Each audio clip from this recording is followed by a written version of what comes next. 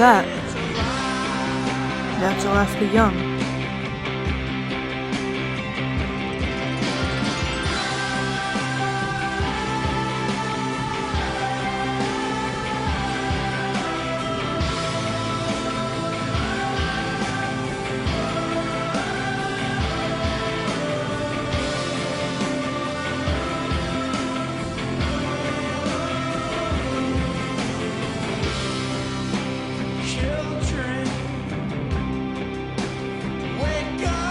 Why do you smoke so damn fast?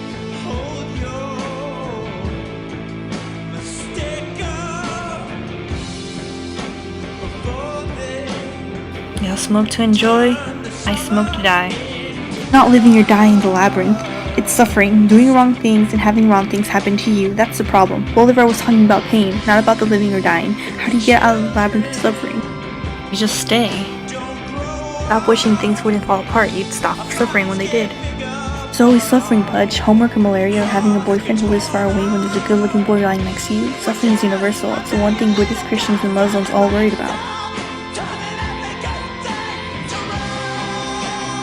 How will we ever get out of this labyrinth of suffering? After all this time, it still seems to me like straight past is the only way out.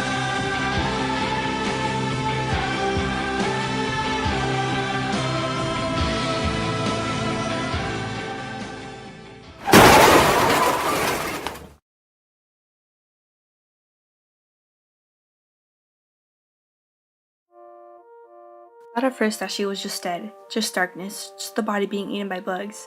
I thought about her a lot like that, as something's meal. What was her? Blue eyes, half a smirk, the soft curves of her legs would soon be nothing, just the bones I never saw. I thought about the slow process of becoming bone and then fossil and then coal that will in millions of years be mined by the humans of the future, and how they would heat their homes with her, and then she would be smoke building out of a smokestack, coating the atmosphere.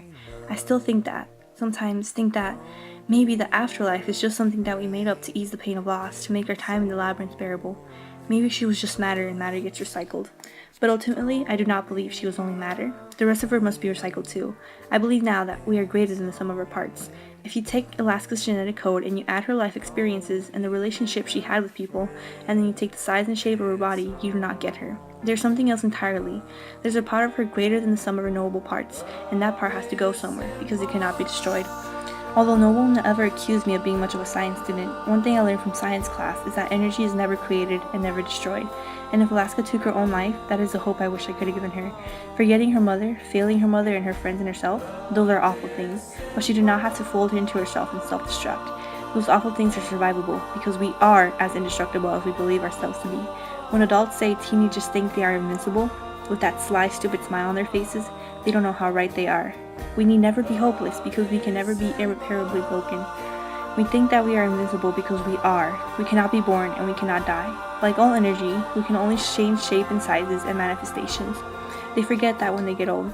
They get scared of losing and failing. But the part of us greater than some of our parts cannot begin and cannot end, and so it cannot fail. So I know she forgives me, just as I forgive her.